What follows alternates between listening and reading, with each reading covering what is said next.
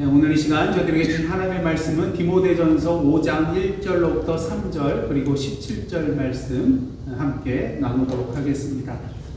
늙은이를 꾸짖지 말고 권하되 아버지에게 하듯하며 젊은이에게는 형제에게 하듯하고 늙은 여자에게는 어머니에게 하듯하며 젊은 여자에게는 온전히 깨끗함으로 자매에게 하듯하라. 참 과부인 과부를 존대하라. 잘 다스리는 장로들은 배나 존경할 자로 알되 말씀과 가르침에 수고하는 이들에게는 더욱 그리할 것이니라. 아멘. 이는 하나님의 말씀입니다. 한국 사회에서는요, 1990년대 중반에서부터 과도한 입시 경제, 그리고 또 학교 부적응 학생의 증가, 그리고 교육의 획일성 등 공교육의 문제점 등에 대해서 많은 그런 비판 의식이 일어나게 되었고요. 또 새로운 그런 교육 대안을 모색하는 그런 움직임이 확산되게 되었습니다. 그런 가운데 1997년도 경상남도 산천군에 대한민국의 첫 대안학교가 설립이 되었는데요. 그 이름이 간디학교입니다. 아마 간디의 정신 이어받아서 하고자 하는 그런 마음이 있었던 것 같아요. 그래서 이것을 기점으로 인해 가지고요, 대안학교는 언론과 어떤 대중의 이제 관심을 받기 시작했고, 또 2000년대 들어서면서부터 이 대안학교에 대한 수요가 더욱더 증가하게 되어서요, 다양한 특성들을 가진 그런 대안학교가 설립이 되는 것을 보게 됩니다. 그래서 기존 학교가 제공해주지 못했던 그런 다른 방식의 교육, 그리고 다른 형태의 공동체를 지향하면서 특정 가치와 교육 철학을 추구하는 그런 학교들이 생겨나게 된 것입니다. 여러분, 대안이란 말이 무슨 의미입니까? 한자어로 대신할 대자와 그리고 계획한 자로 이렇게 합성이 된 그런 단어인데요. 그래서 어떤 일을 대신하거나 바꾸어 대체할 수 있는 그러한 방안을 대안이라고 우리가 말을 합니다. 다시 말해서 기존의 방법이나 또 정책이나 제도 등이 갖는 문제점을 보완하기 위해서 제시되는 다른 안을 의미한다고 할 수가 있겠죠. 그런데 산상보험 말씀 가운데에 이러한 말씀이 있습니다. 예수께서 말씀하십니다. 마태복음 5장 14절인데요. 다 함께 읽겠습니다. 시작. 너희는 세상의 빛이라. 산 위에 있는 동네가 숨겨지지 못할 것이요. 예수님 당시에 그런 팔레스타인 지역의 그런 집들을 보면은 석회질로 이루어진 그러한 재료로 지어졌기 때문에 만약에 이제 동네가 산 꼭대기에 있으면은 햇빛을 받아서 어떻게 했습니까? 멀리에서도 쉽게 발견하게 됩니다. 왜냐하면 석회암으로 되어 있기 때문에 번쩍번쩍 빛나거든요. 그런 의미에서 그리스도인의 그런 공동체는요, 산 위에 있는 동네와 같이 되어야 한다는 것입니다. 세상과는 뚜렷하게 구별된 빛을 발하는 그런 공동체가 되어야 한다는 것이죠. 여러분, 사도행전에 나타난 그런 초대교회 모습을 보시기를 원합니다. 그들이 온 백성에게 칭송을 받았다고 그렇게 사도행전은 증거하고 있습니다. 그 이유는 무엇입니까? 믿는 사람들이 다 함께 있어서 모든 물건을 서로 통용하고 재산과 소유를 팔아서 각 사람의 필요에 따라 나눠주고 마음을 같이하여 성전에 모이기에 힘쓰고 또 집에서 떡을 떼고 순전한 기쁨으로 또 마음으로 음식을 먹고 하나님을 찬미하는 그런 공동체의 삶을 살았기 때문인 것이죠. 여러분, 만약 오늘날 이런 공동체가 있다면 어떻게 되겠습니까? 금세 사람들의 눈에 띄게 되겠죠.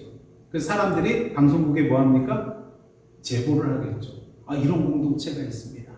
그래서 TV 뉴스에 아마 나오지 않을까 그런 생각이 됩니다. 왜 그렇습니까? 다른 일반 세상 사람들의 그런 공동체와는 뚜렷하게 구별되는, 차별되는 차원이 다른 그런 공동체이기 때문인 것이죠. 물론 우리 교회 자체가 완성된 하나님의 나라는 아닙니다. 하지만 그 하나님의 나라를 미리 맛볼 수 있는 공동체가 어떤 공동체인가요? 바로 교회 공동체라는 것입니다. 여러분들이 잘 아시는 마틴 루터 킹 주니어 목사님께서 말씀하신 것처럼 하나님의 나라가 그러니까 부분적으로 이루어지고 있는 곳이 바로 이 교회 공동체이기 때문인 것입니다. 그렇다면 오늘날 교회 공동체의 모습은 어떻습니까? 예수님의 말씀과 같이 산 위에 있는 동네의 모습인가요? 세상 사람들이 봤을 때, 어떻게 저런 공동체가 있을까? 놀람과 그리고 감동을 주는 그러한 모습인가? 오늘 본문이 들어있는 디모데후서 5장은요, 교회 공동체 안에 그런 구성원들이 서로 어떻게 대해야 하는지, 어떤 관계를 맺고 살아가야 하는지 구체적인 그런 지침을 주고 있다고 할 수가 있겠습니다. 크게 세 부분으로 나눌 수가 있는데, 첫째는 다양한 연령층에 대해서, 그리고 두 번째는 과부에 대해서, 그리고 셋째로는 장로에 대하여서 얘기를 해주고 있습니다. 그리고 우리는 이 내용을 통해서 우리 교회 공동체 안에서 우리가 어떠한 태도를 가지고 어떠한 관계를 맺고 살아가야 되는지 분명히 깨닫게 되는 것이죠. 첫째로 다양한 연령층에 대한 내용인데요. 1절과 2절 말씀 한번 다 함께 공독하시겠습니다. 시작. 늙은이를 꾸짖지 말고 권하되 아버지에게 하듯 하며 젊은이에게는 형제에게 하듯 하고 늙은 여자에게는 어머니에게 하듯 하며 젊은 여자에게는 온전히 깨끗함으로 자매에게 하듯 하라. 여기서 1, 2절에서 계속 반복되는 표현이 무엇입니까? 누구에게 하듯 하라. 연세가 있으신 분들에게는 마치 부모에게 대하듯, 그리고 젊은 분들에 대해서는 형제와 자매에게 하듯 하라는 것입니다. 이를 한마디로 요약하면 무엇입니까? 가족에게 하듯 하라. 이렇게 요약을 할 수가 있을 것입니다. 디모데는 에베소 교회 안에서 다양한 연령층의 성도들을 책임져야 했을 것입니다. 근데 문제는 자기 연령대나 그리고 자기보다 어린 자에게 하는 것은 괜찮겠지만 본인보다 연세가 많은 분들에 대해서 훈계해야 될 때가 있잖아요. 교회 지도자로서. 이게 쉬운 일인가요? 쉽지 않은 일입니다. 특히 사실 오늘날 세상을 보면은 참으로 무례한 일들이 여기저기서 일어나고 있어요. 젊은 사람들이 자신의 지위와 또 권력의 힘으로 어르신들에 대해서 막 함부로 대. 옛날 같으면 어르신들 앞에서 학생들이 막 담배 피고 이런 거 합니까? 근데 그냥 이제는 상관없이 그냥 피잖아요. 그리고 뭐라고 하면 어떻습니까? 오히려 화를 내고 또 봉변을 당할 때가 있습니다. 툭하면 어른의 말씀에 대해서 뭐라고 하죠? 꼰대라. 꼰대라. 꼰대짓 한다고 하면서 무시할 때가 많은 것을 우리가 보게 됩니다. 물론 연세가 있으신 분이 실수하거나 잘못된 일을 행할 수도 있습니다. 바울은 이러한 경우 어떻게 하라는 것일까요? 오늘 말씀을 보시면 뭐 하지 말라는 거예요? 꾸짖지 말고 어떻게 하라고요? 권하라고 말하고 있습니다. 그래서 꾸짖다에 해당되는 단어는 문자적으로 어떤 의미를 가지고 있냐면요. 때리다, 주먹으로 치다, 이러한 의미를 가지고 있습니다. 그래서 말로 심하게 책망하거나 또 징계하는 그런 의미가 이 안에 담겨져 있습니다. 근데 바울은 어르신들에 대해서 이렇게 하지 말라는 거예요. 대신 뭐 하라고요? 권하는 것입니다. 이 권하다에 해당되는 헬라는 여러 가지 의미를 담고 있습니다. 격려하다, 위로하다, 간청하다, 권면하다. 물론 훈계하다는 그런 뜻도 있지만 이는 꾸짖는 것과는 차원이 다르다는 거예요. 상대방에 대한 사랑과 존중의 태도가 전제되어 있는 그러한 훈계라는 것이죠. 그래서 보통 우리는 이것에 대해서 권면한다, 이러한 표현을 쓰게 되는 것입니다. 또 바울은 디모데에게 젊은 자들에 대해서 누가 같이 대하라고요? 자기 형제와 자매 대하듯이 하라는 것입니다. 특히 젊은 여자에게는 뭔가 또 붙어 있어요. 온전히 깨끗함으로 자매에게 하듯 하라. 그 이유가 무엇입니까? 당시 에베소 지도자가 누구예요? 디모데잖아요. 젊은 청년이잖아요. 그러니까 이런 목회적 관계에서 친밀감이 때로는 성적인 친밀감으로 잘못 나아갈 수가 있기 때문에 사도 바울은 이에 대해서 주의하라고 그렇게 말을 하고 있는 것입니다. 아시다시피 우리는 예수 그리스도 안에서 한 가족이 되었습니다. 그리고 우리는 오늘도 서로를 대함에 있어서 누구 대하듯 해야 되는 거예요? 아버지를 대하듯, 어머니를 대하듯, 형제를 대하듯, 또 자매를 대하듯 가족처럼 대해야 한다는 것입니다. 가족처럼 여기고 사랑으로 서로 존중해야 한다는 것이죠. 그 다음 둘째로 이제 누구에 대한 내용입니까? 과거에 대한 그런 내용이 나오고 있어요. 이게 좀 내용이 깁니다. 3절부터 16절까지 그런 내용이 나오는데요. 그러기에 사람들은 좀 의아해합니다. 뭐 다른 중요한 내용도 많을 텐데 왜 이렇게 과부에 대한 내용에 대해서 많이 할애를 하고 있는가? 근데 다 이유가 있습니다.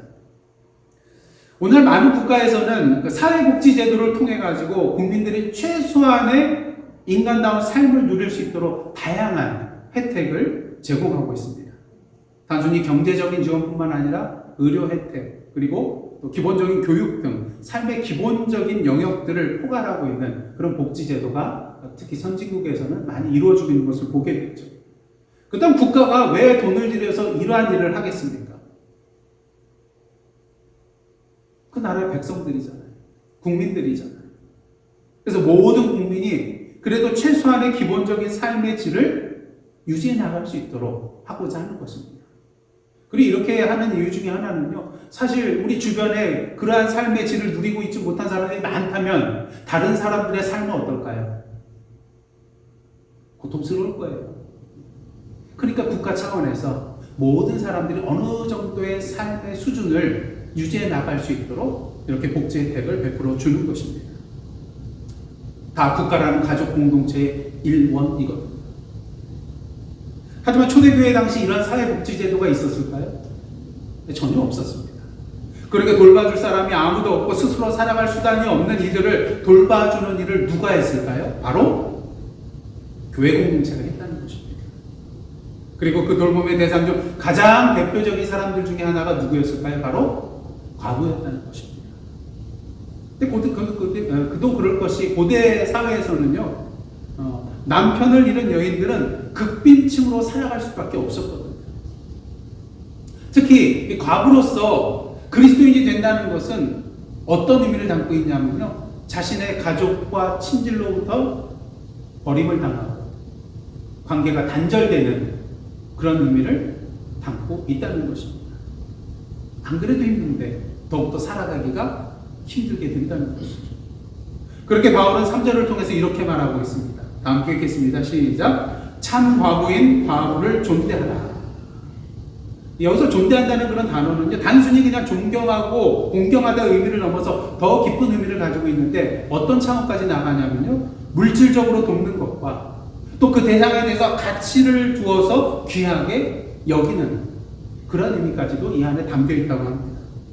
근데 한 가지 좀 이상하죠. 그냥 과부를 존대하라 그러면 좋을 터인데 앞에 뭐가 붙어 있어요? 참 과부를 존대하라. 이게 도대체 무슨 말일까요? 여기서 참이란 말은 온전하다는 그런 뜻이에요. 진실로, 실제로 라는 그런 의미를 가지고 있습니다.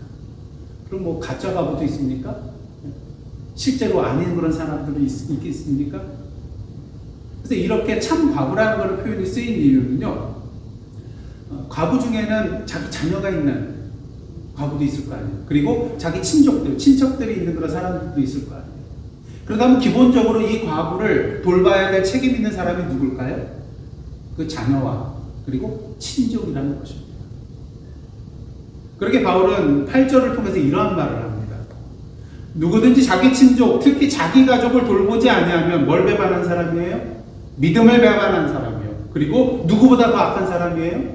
불신자보다 더 악한 자니라. 예수님 당시에 이 말 한마디면은 부모를 안 섬겨도 된다는 그런 말이 있죠. 고르반. 주님께 드린 바 다 되었다는 거예요. 그 자신의 재산을 감추고 하나님께 다 드려서 나는 이제 없습니다. 내 부모를 돌볼 힘이 없습니다. 이렇게 거짓말하는 자가 있었다는 거예요. 하지만 이런 자들은 어떤 자예요? 믿음을 배반한 자고 악한 사람이라는 거예요. 이렇듯 참 과부에 해당되는 사람은 실제로 궁핍한 그런 사람을 말하는 것입니다. 그리고 또 한 가지 조건이 있는데요. 이것은 영적인 조건이라고 할 수 있는데 5절과 6절 한번 보시겠습니다. 참 과부로서 외로운 자는 외롭기 때문에 누구에게 소망을 둬요? 하나님께 소망을 두어 언제요? 주야로 항상 간구와 기도를 하거니와 반대로 향락을 좋아하는 자는 살았으나 죽었느니라. 참 과부는 어떤 사람입니까? 오직 하나님께 소망을 두고 매일같이 기도와 간구로 나아가는 그런 사람입니다. 그럼 반대로 향락을 좋아한다는 것은 무엇일까요? 방탕하게 살아가는 것을 말합니다. 근데 이것을 이해할 때는 우리가 사회 그 당시의 그런 상황을 우리가 이해를 해야 합니다. 당시 사회는 여러분도 어떻습니까? 물질적으로 풍요로운 그런 세상이 아니었어요.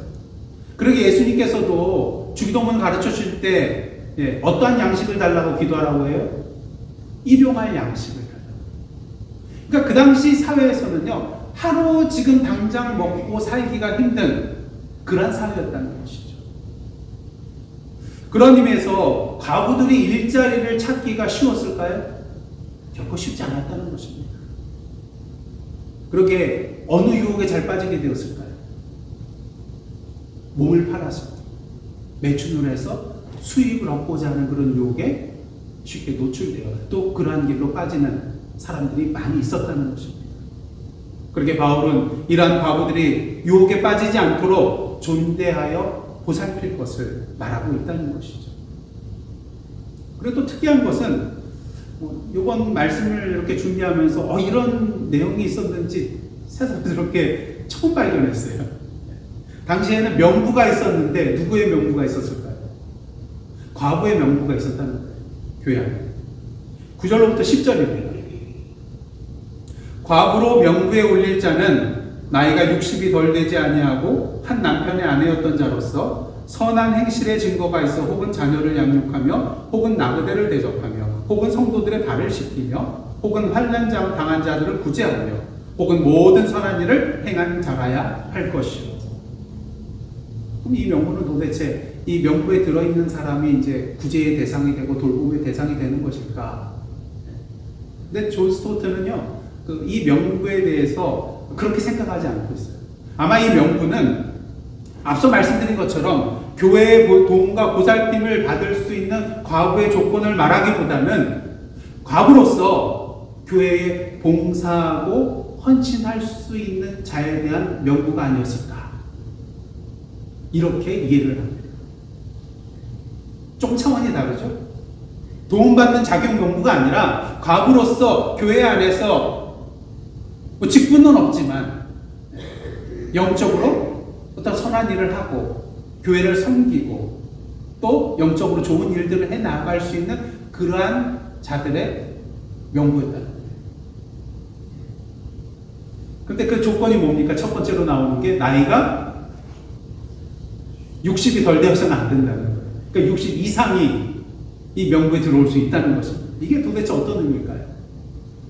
아마 당시 교회에서는요, 이 정도 나이가 되어야만이 다른 데 관심 두지 않고 오직 영적인 생활에 집중할 수 있는 나이가 아닌가 그렇게 여겼던 것 같아요. 여러분도 어떻습니까? 젊을 때 되면 하고 싶은 거, 또 귀에 들어오는 말들, 눈에 보이는 것들, 유혹거리가 너무나도 많잖아요. 그러니까 오늘 뭐 하나님 앞에서 눈물을 흘리고 콧물을 흘리고 결단했다가도 3분 뒤에 세상에 나가서 보니까 좋은 게 너무 많거든요. 그러니까 관심이 뺏긴다는 거죠. 하지만 60 정도 되면은 어떻다는 거예요? 그럴 때 흔들리지 않냐? 유혹받지 않고 오직 신앙에 집중하며 나아갈 수 있게 된다고 본 것입니다. 근데 뭐 나이가 그렇게 됐다고 무조건 자동적으로 되는 것일까요? 그렇지는 않다는 것입니다. 그러게 사도 바울은 무엇을 얘기하고 있습니까? 선한 행실에 증거가 있는 자야 된다는 거예요. 다른 사람부터 인정받고 검증된 자가 이 명부에 올라갈 수 있다는 것입니다. 물론 당시 교회에서는요, 과부라는 어떤 특별한 직분이 있었던 것은 아닙니다. 다만 이렇게 과부들의 명부를 만들어가지고 경건한 자들의 그런 명부를 만들어서 주님의 몸된 교회를 섬기며 헌신할 수 있도록 그런 장치를 마련했던 것 같아요. 그래서 실제로 2세기 후반 정도 되면요, 교회에 과부라는 그런 직분이 존재한 것으로 여겨집니다. 이들은 어떤 자입니까? 기도에 힘쓰고요, 병자를 간호하고요, 고아들을 돌보고요, 감옥에 갇힌 그리스도인들을 방문하고요, 이교도 여인들에게 복음을 전하고요, 회심한 여인들이 세례받을 수 있도록 가르치는 일을 담당을 했대요. 근데 이런 분들이 꼭 필요한 이유가 뭡니까? 여성이잖아요. 그러다 보니까 누구에게 더 효과적으로 할 수가 있어요? 여성들에게. 그리고 60 이상이니까 어떻습니까? 그 어머니와 같은 모성애를 가지고 이런 사역들을 해나갈 수 있지 않겠습니까? 이것은 무엇을 말합니까? 초대교회의 과부는요, 교회의 보살핌과 도움을 받아야 하는 그런 존재이기도 하지만, 한 걸음 더 나아가서 어떠한 사람들이었다는 거예요? 오히려 교회를 보살피고, 교회를 돌보는 일을 했던 자들이라는 것입니다.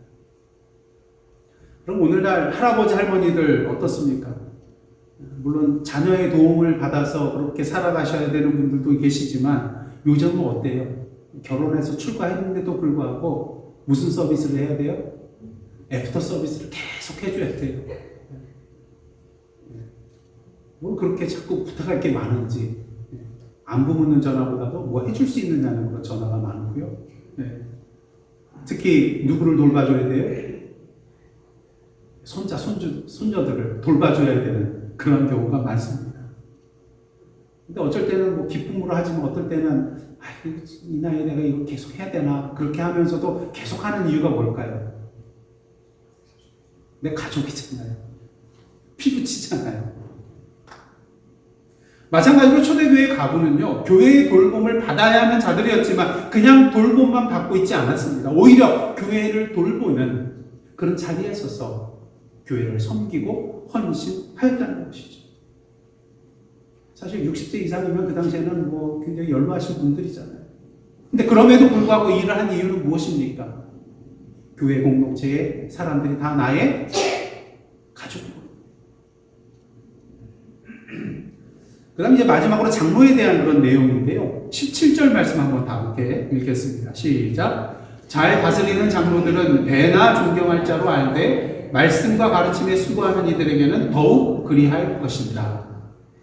종교개혁자 칼빈은요, 이 구절에 대해서 당시 두 종류의 장로가 있었다는 그런 근거의 말씀이다. 그렇게 주장을 합니다.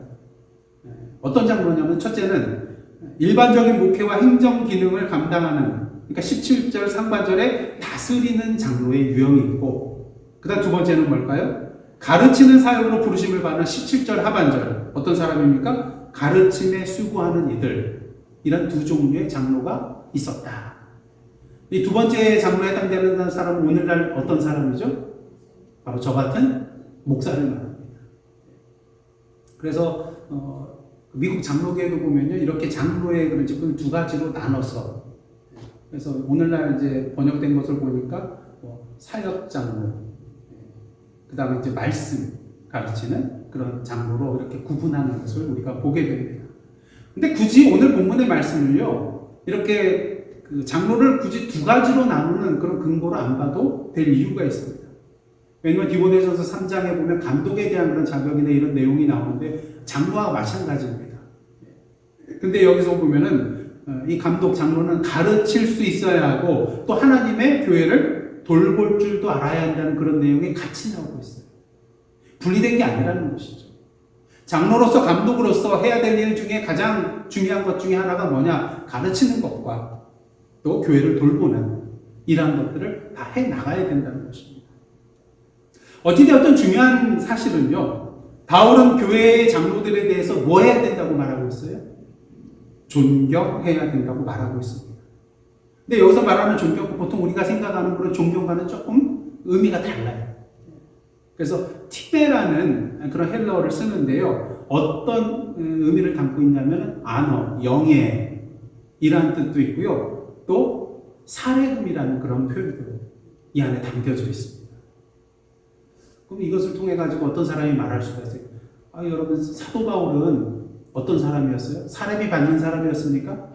아니요.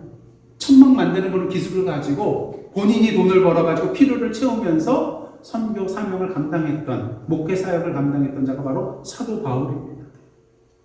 하지만 그럼에도 불구하고 사도 바울이 지금 뭘 말하고 있어요? 교회의 장로에 대해서는 그에 합당한 영예와 그리고 사례를 하라고 말하고 있다는 것입니다. 이렇게 말하는 이유가 무엇일까요?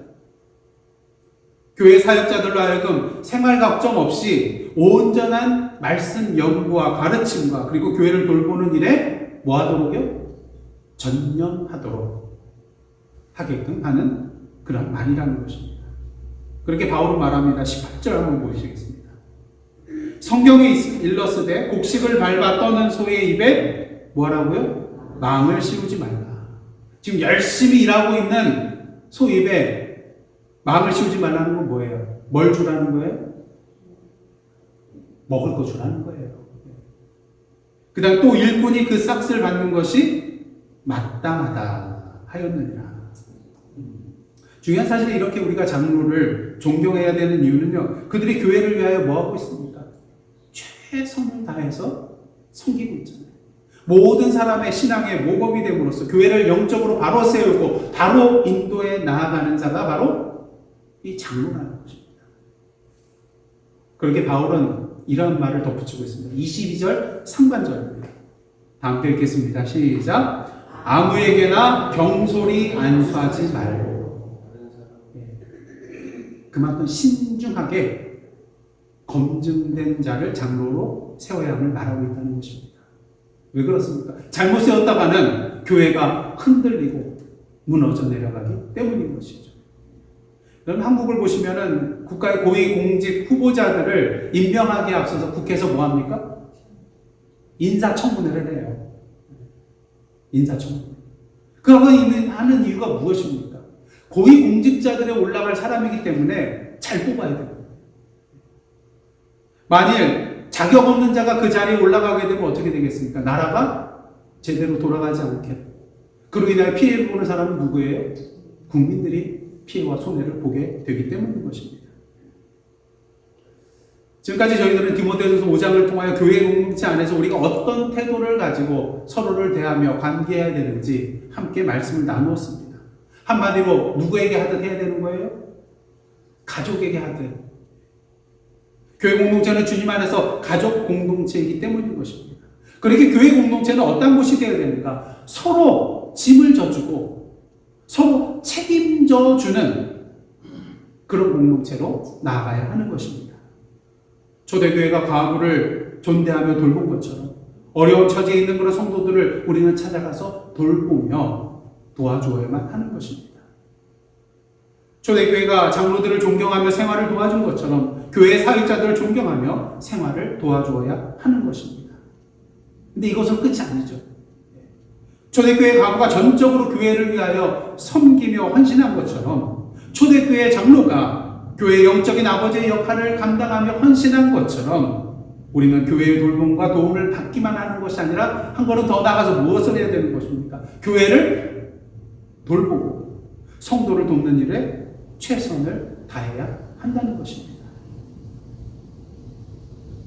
많은 사람들이 교회에 오면은 뭔가 받기를 원해요. 은혜 받기를 원하고 뭔가 도움만 좀 받으면 되지. 근데 그게 아니라는 것이죠. 우리가 교회에 오는 목적 중에 하나는 돌봄을 받고 은혜를 받는 것도 있지만 동시에 무엇이 있어야 된다는 거예요? 나눠주는 것이 있어야 된다는 거예요. 돌봄도 있어야 된다는 거예요. 섬김과 헌신도 있어야 된다는 것이. 왜 그렇습니까? 교회는 어떤 공동체이기 때문에? 가족 공동체이기 때문인 것입니다. 여러분, 가족 공동체는 어떤 곳입니까? 주고 받는 것이 있는 공동체입니다. 여러분, 건강한 가족은 어떤 가족이에요? 일방적으로 누구는 받기만 하고 일방적으로 누구는 주기만 하는 건강한 가족이 아니에요. 주고받는 상호 관계성, 사랑의 관계가 있는 곳이 바로 가족 공동체라는 것입니다. 그러게 우리 교회 공동체는 받기만 하는 것이 아니라 동시에 나의 것을 나눠주는 그런 공동체가 되어야 하는 것입니다. 왜 그렇습니까? 참된 가족에게는 너 나의 구분이 있어요? 요즘은 있더라고요. 가족끼리 통장 따로 만들고 네 돈 내 돈 따로 하지만 참된 가족은 어떻습니까? 내 것이 네 것이고 네 것도 내 것이고 너 나의 구분이 없잖아요. 왜? 한 몸이거든요. 교회 공동체도 마찬가지입니다.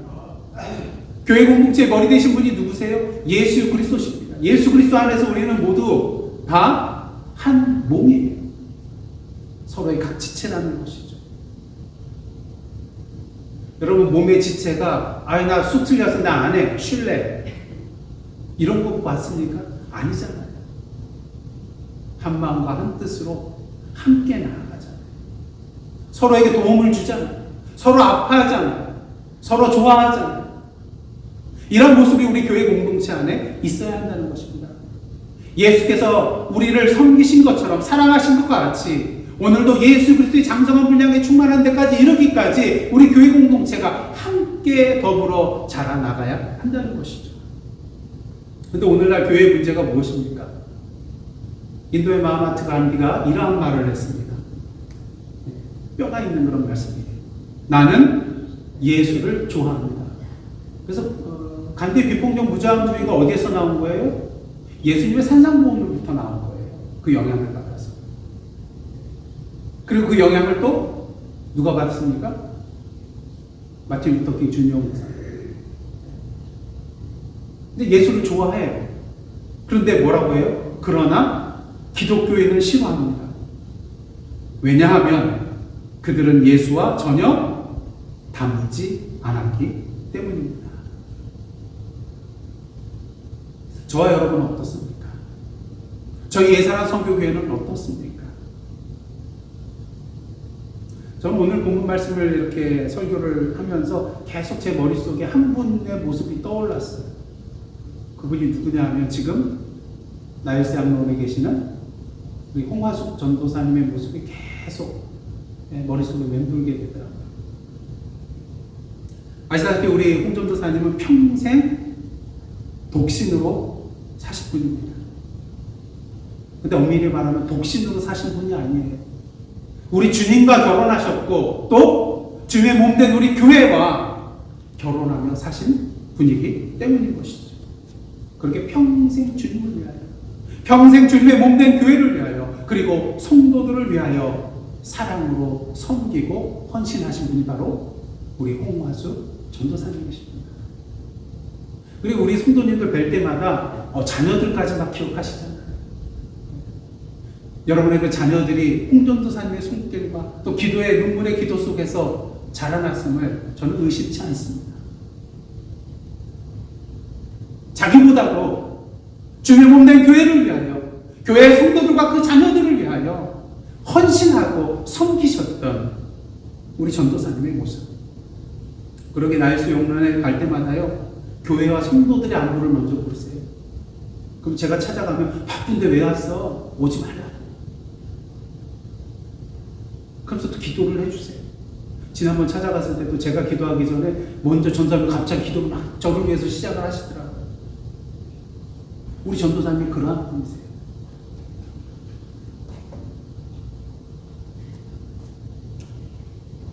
참으로 안타까운 것은 자꾸 요새 우신대요.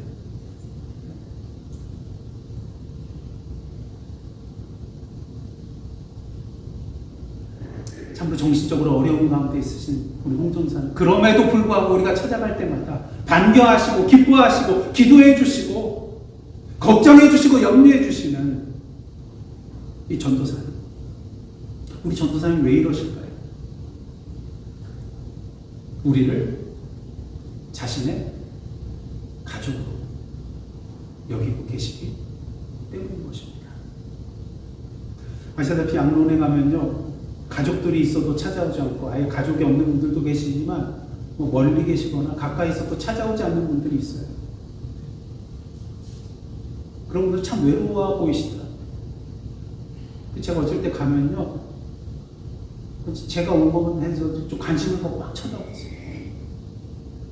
또 제가 뭐 음식을 가져가면요, 그거 혹시 얻을 수 있나 옆에 와가지고 이렇게 서 계신 분도 계시고, 그런 분들이 참 많이 계세요. 사람을 그리는 분들이 너무나도 많이 계십니다. 그런 면에 있어서 우리 홍 전도사님은요, 가족 없는 분이 아닙니다. 물론 남동생 계시지만 이제 그분도 연세가 있으셔가지고 자주 찾아뵙지 못하는 것 같아요. 하지만 누가 찾아가고 있어요? 우리 예사람 가족들이 찾아가고 있는 것입니다. 바라기는 우리 홍 전도사님께서 하나님의 부르심을 받는 그날까지 우리 예사람 선교교회 공동체의 가족으로서의 기쁨을 계속 누리실 수 있기를 간절히 원합니다. 그러기 위해서 계속해서 찾아가서 사랑의 대화를 나누시는 저와 여러분 되시기를 원합니다. 서로를 위해서 기도하는 가운데 영적으로 힘을 실어줄 수 있는 저와 여러분 되시기를 간절히 원합니다. 이를 통하여 주님 안에서 가족됨의 그 사랑과 은혜를 누리시는 저와 여러분의 모습 되기를 간절히 원합니다. 하나님께서 저와 여러분을 가족 공동체로 불러주셨습니다. 바라기는 가족 없는 사람처럼 사는 저희들 되지 않기를 원합니다. 가족 없는 사람처럼 살아가는 저희들 되지 않기를 간절히 원합니다. 오늘도 서로에게 영적인 부모와 자녀, 영적인 형제와 자매가 되어서 주님의 그런 사랑 가운데 서로를 책임져 주는, 서로 돌봐주고 격려하며 섬기며 책임져 주는 참된 가족으로 나아가는 우리 옛사람 공동체가 되기를 간절히 원합니다. 그래야 우리의 모습을 통하여 이 세상에 무엇이 참된 가족 공동체를 분명히 보여줄 수 있는, 그렇게 상해 있는 동네로서의 그런 역할을 온전히 감당하며 빛을 발하며 나아가는 우리 옛사람 선교교회 공동체가 되기를 주님의 이름으로 축복합니다. 옆에 있는 분들 한번 바라보세요.